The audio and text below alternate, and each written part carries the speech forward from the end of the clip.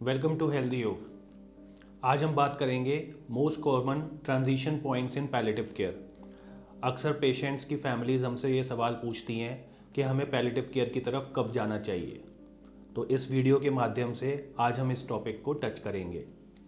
I am doctor Sunny Malik. I am a cancer pen and palliative care specialist. तो disease trajectory इन cancer के अंदर 3 points होते हैं। Point A, जिसको कि अर्ली पैलिएटिव केयर कहते हैं।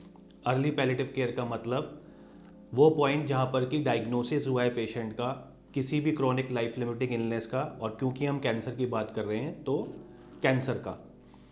इस पॉइंट के ऊपर 80% of the work is to be done for the disease directive treatment in the form of surgery, chemotherapy और रेडिएशन।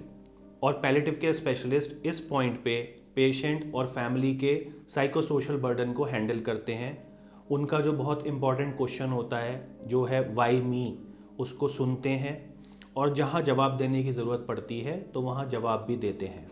उनका जो एंजाइटी होता है with this breaking bad news of diagnosis of cancer, उसको हैंडल किया जाता है by the palliative care specialist by their communication skills. अब जैसे जैसे डिजीज़ डायरेक्टेड थेरेपी चल रही होती है और कई बार ये देखा गया है कि पेशेंट की डिज़ीज़ जो है वो भी बढ़ रही होती है।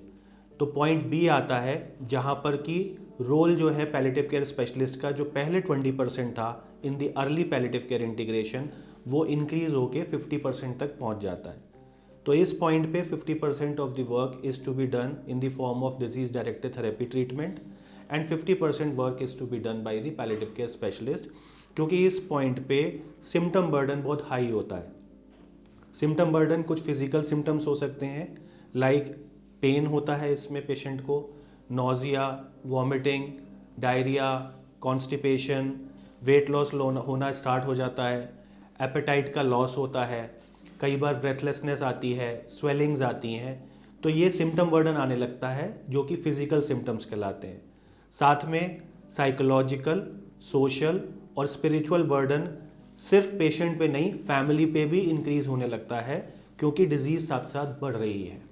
तो इस पॉइंट को कहते हैं टाइमली पैलिएटिव केयर, यानी कि टाइमली इनकॉर्पोरेट कर दिया है पैलिएटिव केयर को इन दी डिजीज़ डायरेक्टेड थेरेपीज।